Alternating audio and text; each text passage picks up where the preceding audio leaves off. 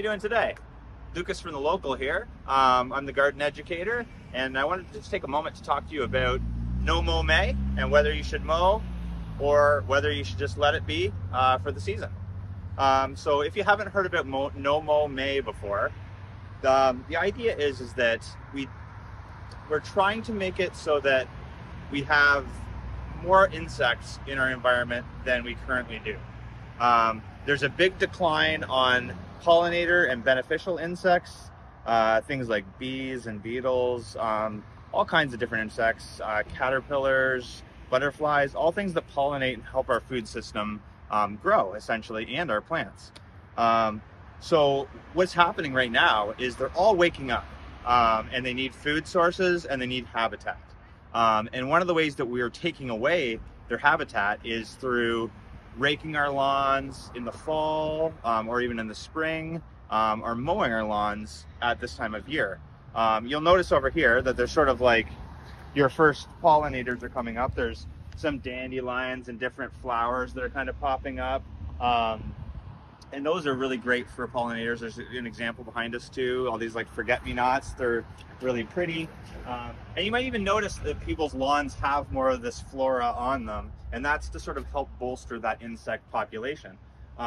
So that's sort of what No Mow May is about. It's about protecting those insects that are just waking up from the long hibernation and need some pollination, pollinators to eat from, or a habitat to develop in before they get winged. So one of the complications we have this year, and just sort of like a little hack, is that we did have a lot of rain just recently. If you're in the Stratford area, I think it was about 8 days straight of rain, cold days. And now, following that, we have a ton of heat, which means we've basically baked in the perfect conditions for intense growth. Just the temperature shift plus the moisture and the sunshine is just sort of giving you that perfect recipe for intense growth. So what people are seeing on their lawns is they might want to partake in No Mow May, but they don't want their lawn for this month necessarily to get so out of hand that they're not able to mow. So a couple of ways around that would be, on the settings on your lawnmower, you can actually set your wheels up a little higher.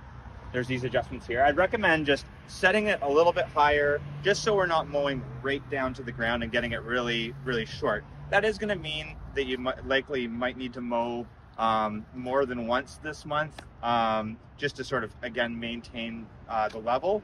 But what it's gonna mean is that you're not buzzing the ground, you're leaving those plants that are gonna pop up another flower, giving them a little more space to do that for photosynthesis, and you're gonna help out. Another thing you could do if you really wanted to be strategic and really help the insect population would be, you could either A, leave your lawn altogether and just deal with it in June, or you could also segment the way you mow. So you could mow half of your lawn on the high side, let that come in, and then mow the other half and go back and forth. And that would also help more flora come up during different times. It's almost like having two different crops going on for the insects. But do try to keep the blades off the ground and don't cut it as tight as you would during the summer. And just sort of let those flowers come back as much as possible, and try to pump the brakes on the spring cleaning, because it's beautiful. I get it. We're all excited to get ready for summer and get everything back together, but we also really need to respect and bolster the population of the beneficial insects in our area, and that would really do them a great service and a great help. So that's one of the great ways that you can do your part to help fight climate change and help get our insect population back to where it should be. Thanks for listening. Thanks for tuning in, and we'll see you again shortly. Take care.